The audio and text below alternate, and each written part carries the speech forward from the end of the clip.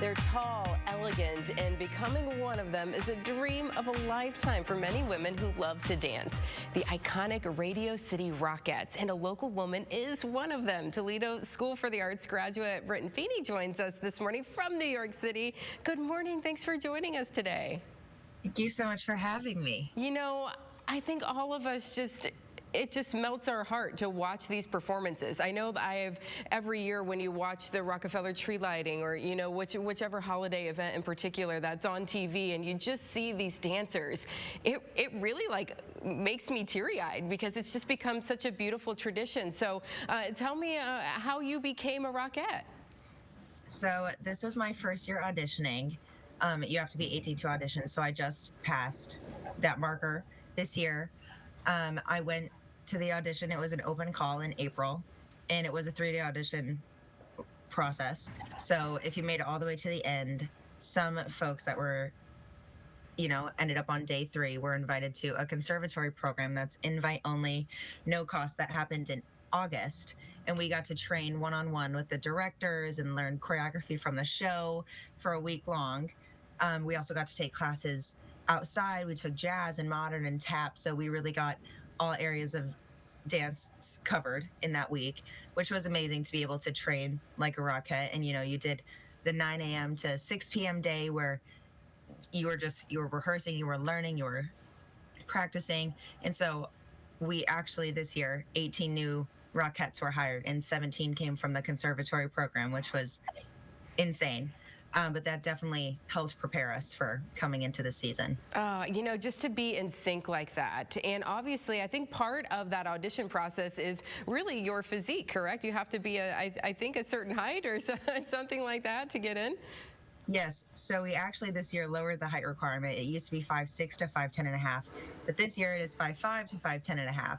So by lowering that height requirement, we actually, some of the folks in that picture, the girls, are 5'5", so that expanded a lot of job opportunities for women who are 5'5" wow. to come into the industry. Just gorgeous. I mean, it's just beautiful images. But tell me a little bit about you and your background in dance. How long have you been dancing? How did you get into it? So I've been dancing since I was 2 years old. I grew up at Company C Dance Club in Toledo. My mom actually teaches at the dance studio, so I grew up learning from my mom for 18 years.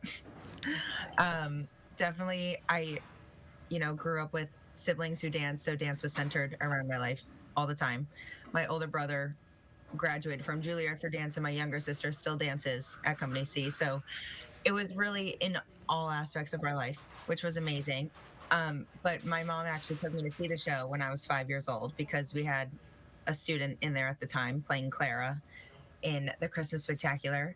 And I told my mom that after that show at 5 years old that is what I had to do, and that I wanted to wear one of those costumes. And it would just coming to see that come to life now, and seeing all the pictures of me at Radio City, it's just crazy. But I also at Toledo School for the Arts, and I did dance there 2 hours a day with Alice and Rennie. So had lots of dance training from amazing people. Wow. So you touched on it a little bit, but what does it feel like now to be able to experience that dream?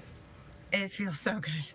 It's honestly, I walk into what I get to call work every day, and it's kind of like a culture shock. You get to put on, these costumes, and you get to kick in front of a 6,000-seater audience every night, and there's just nothing like it. And it's something you can only get here. So I wouldn't trade that feeling for anything. It's been awesome. Yeah, it's the only place there in New York City, Radio City. So if people come out to the show, there is something new this year for them too. Yes, there is. This year, we actually have a new number in the show. We perform 9 numbers throughout the show, but this one is different this year. It's called Dance of the Frost Fairies, and it centers on the whimsical first snowfall of each season. And it's, all the Rockettes have different costumes. We have fairy wings, and each Rockette has a different made costume to show, the individuality of a snowflake and what it's like to be inside a snowflake. And yet the dance is gorgeous, and it's just one of the many numbers that, you get immersed in Christmas. And this year with that dance, we have fairy drones that fly over the audience's heads and around the audience in that number, and it's really beautiful.